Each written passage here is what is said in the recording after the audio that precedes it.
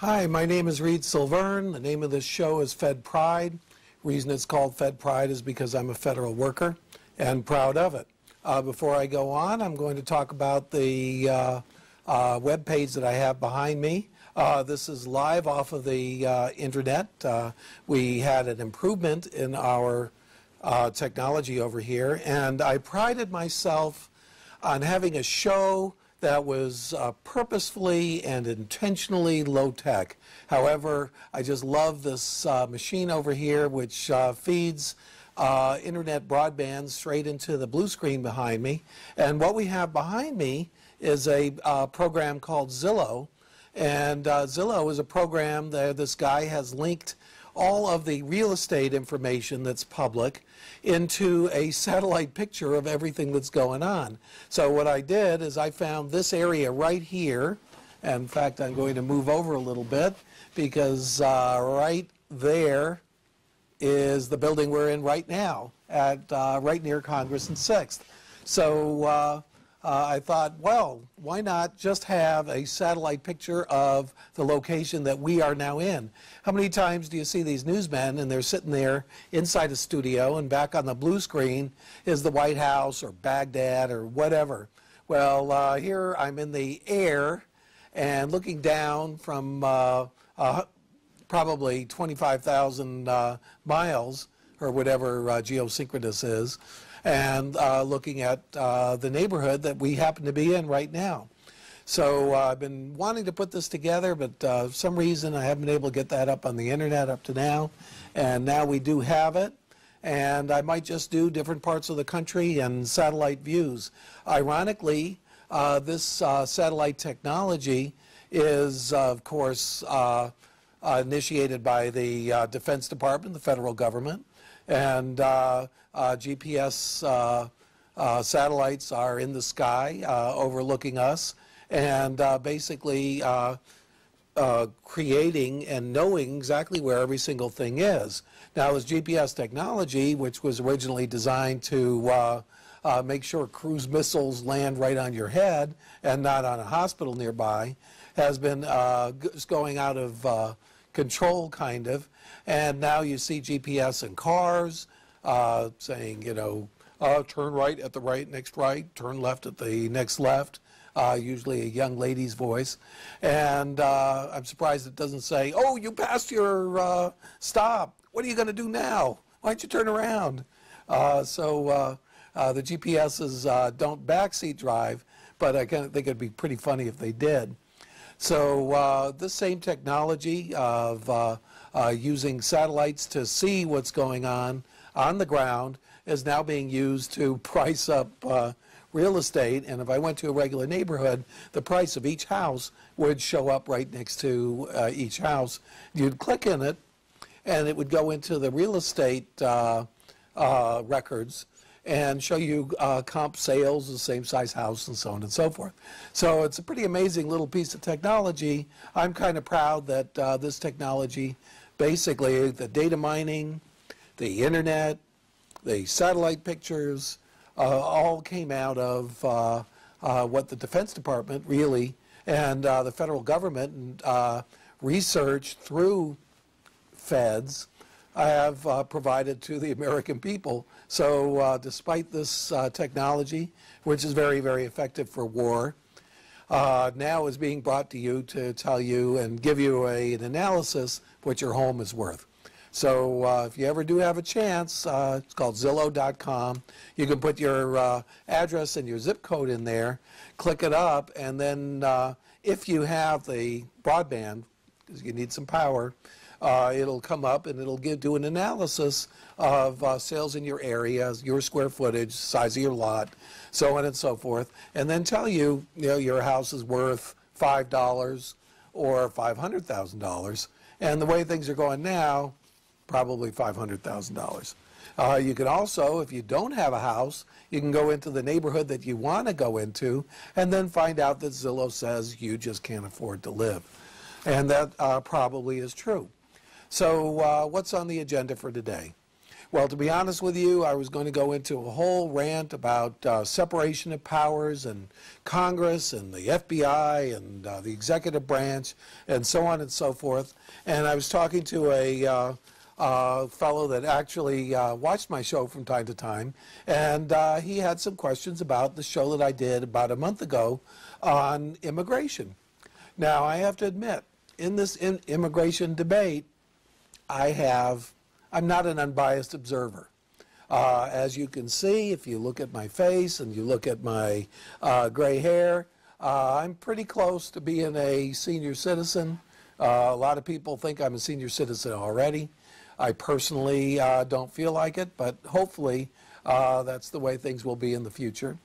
And as a senior citizen, I would really like to have a working population out there, since I'm a member of the baby boom generation, the largest generation.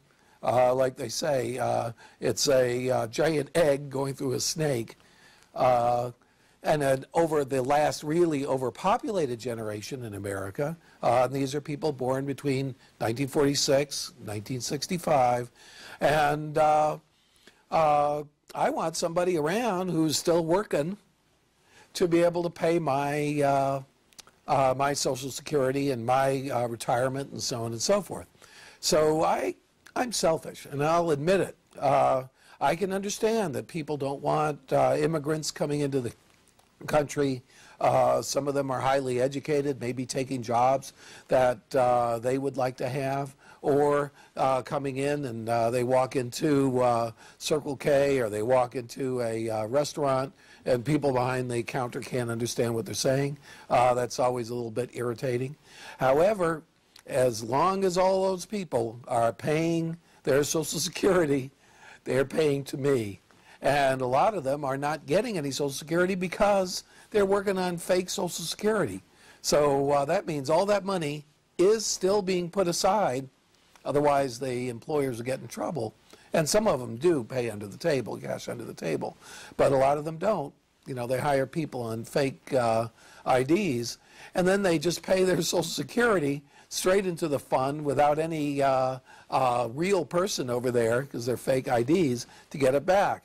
And all of that is going to pay my Social Security.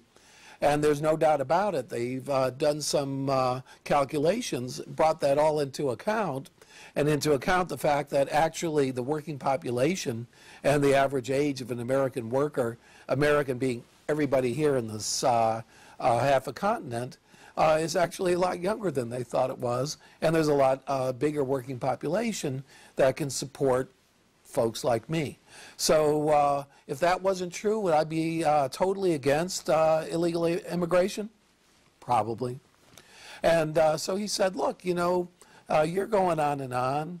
All these people are coming in. The largest station, in fact, the station that has the highest viewership in Tucson, Spanish station for television. The station that has the highest viewership or listenership for the radio is not your conservative talk station that everybody listens to. It's the Spanish station. What are you going to do? Why don't you just do your show in Spanish? Well, I'm not going to do my show in Spanish, but it just happens that I can't really speak Spanish, just not fast enough, but I can read Spanish. And also I speak French and German too. I did spend 4.5 years in Europe, but not in Spain. I was in Germany. And in Europe, there's a terrible problem in that the birth rate is dropping like a rock. Some people, nobody really knows what to blame. Some people blame abortion. Some people blame the fact that women are in the workforce, although the women are not nearly in the workforce in the numbers that they are here in America, in Europe.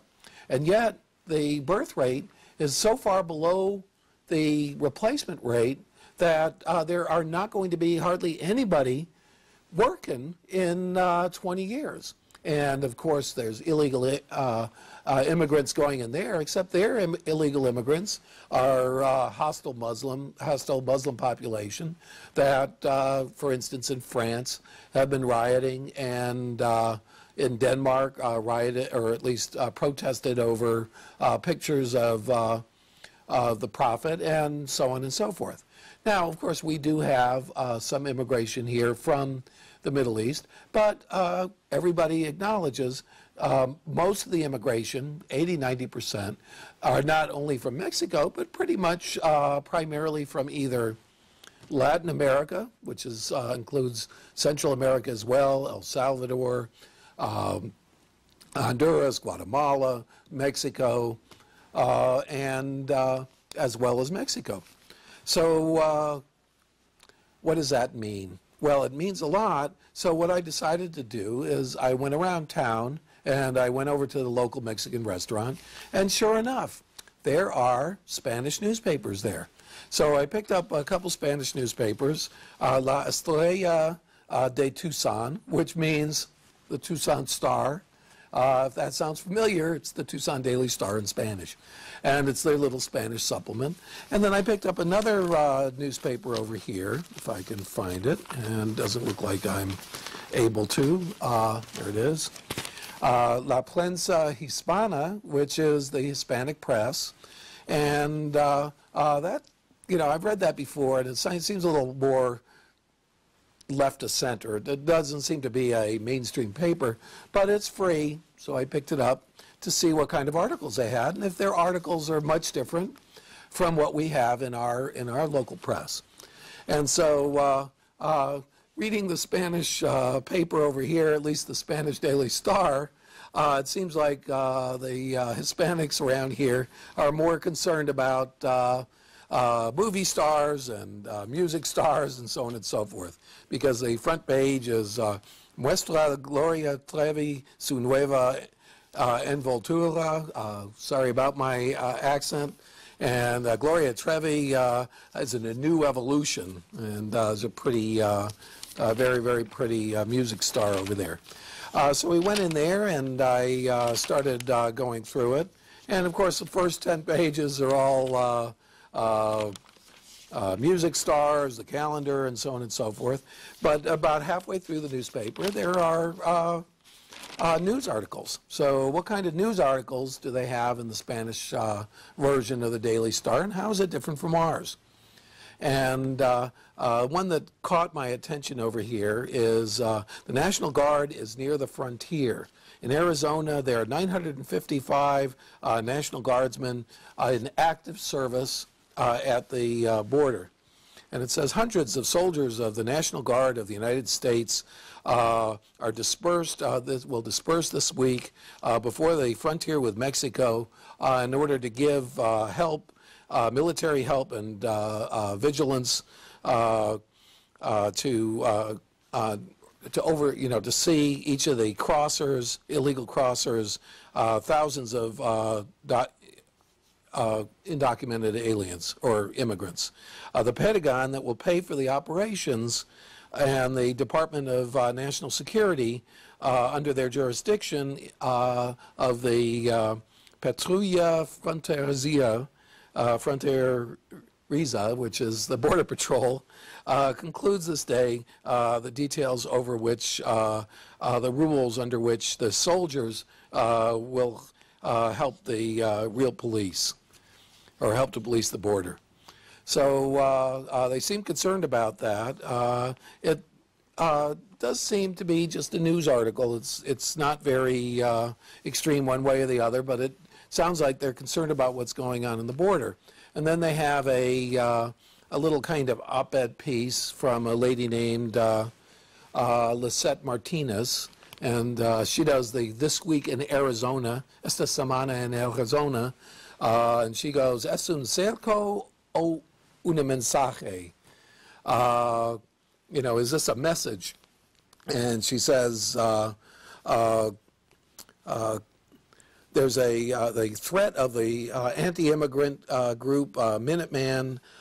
This weekend, hundreds of volunteers and members of this group will get together in a city, the frontier city of Naco, Arizona, in order to initiate the construction of a wall on the frontier. Wall, notice, not fence.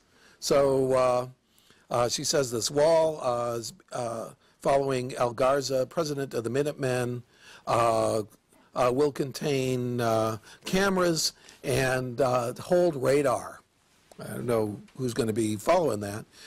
For the moment, this work is raised on private property, will contain about 15 feet high and be extended about 2.5 miles along the frontier. And in the future, they want to construct this 10 miles of barrier. Now, how much 10 miles is going to stop the entire population of excess population of Mexico to come across the border, that's hard to say. But to be honest with you, I have no problem with putting walls on the border. And that is one part of both bills, 700 miles on the House of Representatives bill and the 350 miles in the Senate bill that I personally don't have a problem with. As far as I'm concerned, we should have walls on the border and everything else we need to secure it. So I don't personally have a problem, but she talks about the threat of the Minutemen. As it goes all day, this wall is already it's a high price. Following members of the group, $60 for each foot of construction, without doubt. That preoccupies for the cost there. They must receive more than $1 million in private donations in order to finish what they are saying. And apparently, they also got Congressman from Iowa, Steve King, to help them out along the border. And she concludes, there are those giving notice that the federal government is not doing their work, that they are not imposing the laws that are put in place with us for Americans, and they were not there, and they are not doing what they need now. So they're warning the rest of the government that the government's not doing the job. Now, the federal government, there's no doubt about it, is in charge of border security, and also is in charge of making sure that who is in America legally. So how does that affect our local governments, and how are our local governments handling this crisis? And I would say that the fact that there's 11 million undocumented workers here in the United States, or illegal aliens, or horrible invaders, however way, on which side of the fence you're going to describe it. So what does the Spanish paper have to say about that, and what are they concerned about? So the front page of Prensa Hispana, and I have to admit, I've read this a couple times, and it just seems to me to be a little more left-wing than the absolutely center of center Estrella de Tucson. And what I ought to do is, if I ever do this again, and I doubt it, but I might, you never know. It's a different thing that I'm trying today. And check out some other Spanish papers, maybe some of the Spanish papers over the border that are in Mexico. I can get them on the web. Or Spanish papers in actual Spain or elsewhere in Latin America. There's a lot of stuff going on down there, which they really don't cover in the American press. There's a major election going on in Mexico. And they do have some articles in here about how are the Mexicans here in Arizona going to vote in this election. And apparently they've already gotten 14,000 absentee ballots from Mexicans, and these are Mexican citizens, voting in their own elections, but who are here in the United States. Are they legal or illegal? I don't think anybody's asking them, but they're providing them with ballots or boletas right here in the United States. And of course, when Iraq had their elections, we went out of our way to set up polling booths and so on and so forth, so that we can say that those Iraqis who are here in America, and of course we supported elections there because that's bringing freedom is what we're there for, and so we didn't seem to have a problem with that. But I think some people might have a problem with the fact that there's a lot of people, Mexican citizens, voting for their own elections here in the United States. And I personally don't have that big a problem. But there was an issue over here where I believe it's the county of Maricopa passed a law, and it might be the state of Arizona, passed a law against coyotes. Coyotes are people that illegally bring people over the border. And of course, the border is terrible for having lots and lots of crime. Everybody who brings illegal aliens over the border, of course, are criminals, and they're crossing our border. And a lot of those folks are drug dealers because they bring drugs over the border, too. So apparently, Sheriff Arpaio, and everybody knows him. He's the guy who put pink underwear on the people in jail and put them in tents and then turned off the air conditioning. He's pretty famous. And he's decided that the sheriff's department up in Maricopa County are going to go and they're going to round up coyotes. They're going to find people who smuggle people into the country illegally. And says the sheriff calls for calm and recognize that the operators have caused uncertainty. He insists that all that they're going to do is pick up Los Coyotes, the smugglers. And he says there's a lot of uncertainty, and I guess they mean fear that has been generated by their operatives against illegal immigration. Sheriff Joe Arpaio declared that the actions of his agents will not be focused against any type of businesses. Oh, so that's what they're worried about. Our actions are against the coyotes. Coyotes, of course, are illegal alien smugglers that follow the people that contraband people over the border into the state. The operatives are not welcome in the city, and the leaders are alrededores, for which are known to pass.